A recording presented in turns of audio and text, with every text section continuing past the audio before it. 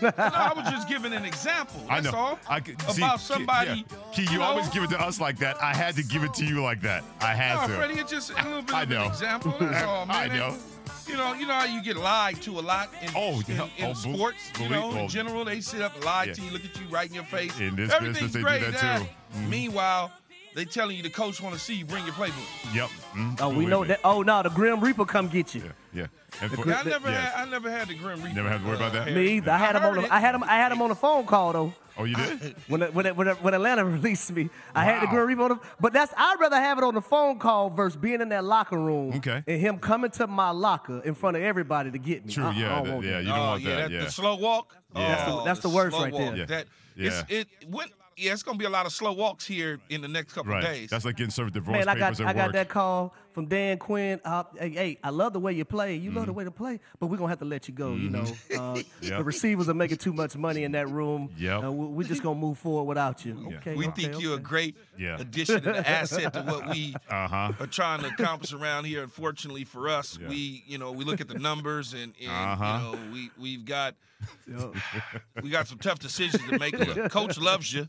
He's, he loves you. He thinks you're going to be great in this league. But right now, we're going to have to let you go. And if anything changes, we'll certainly give you a call and wish you good luck. And hopefully you don't beat us.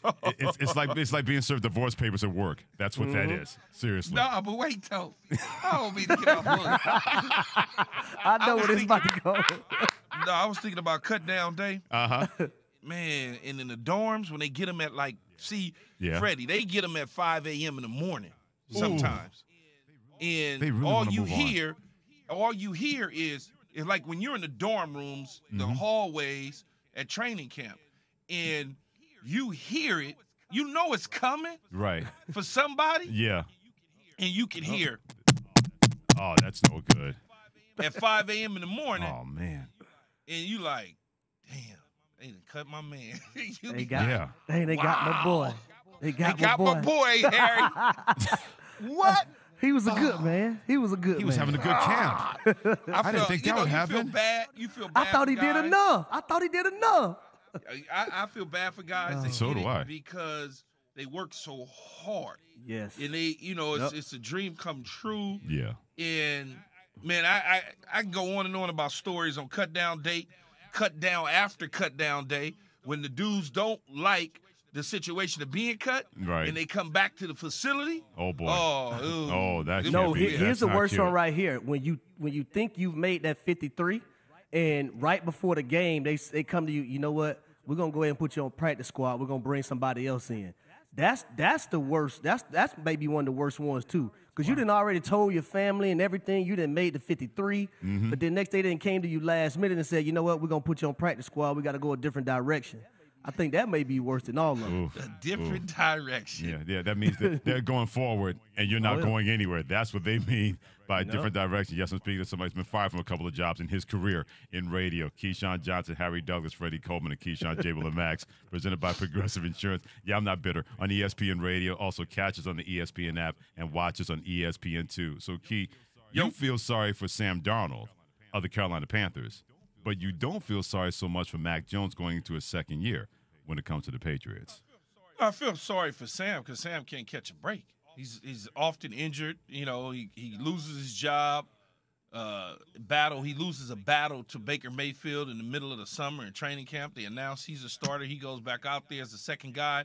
Then all of a sudden now he has an ankle injury from being rolled up on. Then when you look at Mac Jones, this preseason to me looked like bad macaroni and cheese with breadcrumbs on top.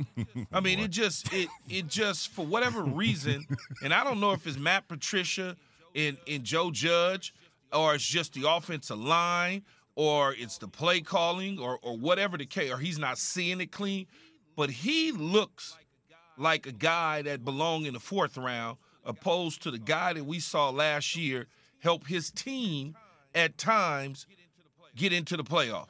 When he was helping his team make some crucial plays here and there, he looked like a totally different dude this preseason. I don't know what it is, but he doesn't. Like I said, he looked like a bad pan of macaroni and cheese.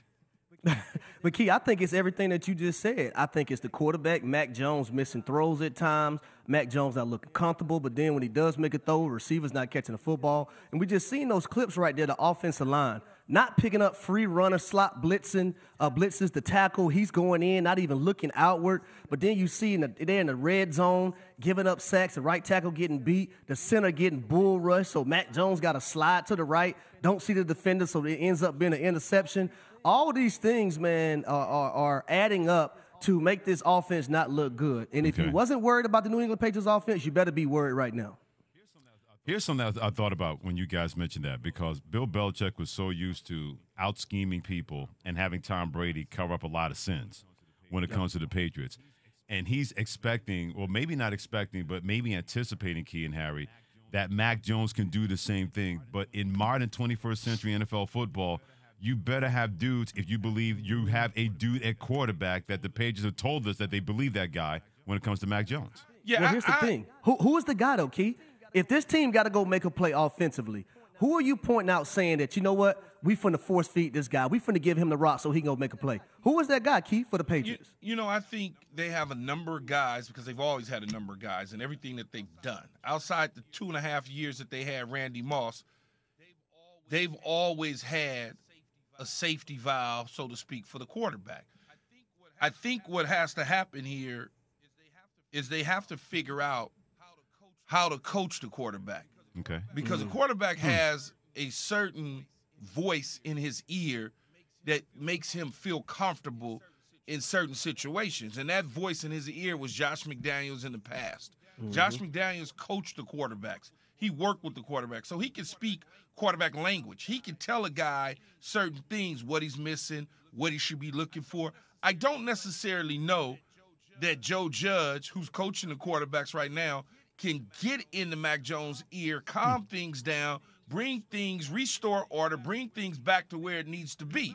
Bill Belichick certainly can do that, but he's coaching everybody. Right? So this is a time where you need veteran guys like Brian Hoyer to be able to coach the young kid up, to lend some of that veteran leadership along with the coaching staff to get him to understand certain things. Harry pointed out very astutely, the bull rush, the guy was sitting in his lap essentially. Now Mac Jones needs to slide to his right, understand there's a sense of calm, don't panic, step up in the pocket, scan the field, know where you go from 1 to 3, where your outlet is, not force the ball down the middle of the field late with a linebacker sliding over. Whether he's seen a linebacker or not, you don't make that particular throw. Yep, I agree with you. Yeah, either way, a lot of people worried about that. I sound like a quarterback coach. You really did. So good, You had the lingo, you had the cadence, man. Look at you doing your thing here on Keyshawn, J. Will, and Max with Keyshawn Johnson, Harry Douglas, Freddie Coleman on ESPN Radio. Don't forget to look up for us on the ESPN app and watch us on ESPN2.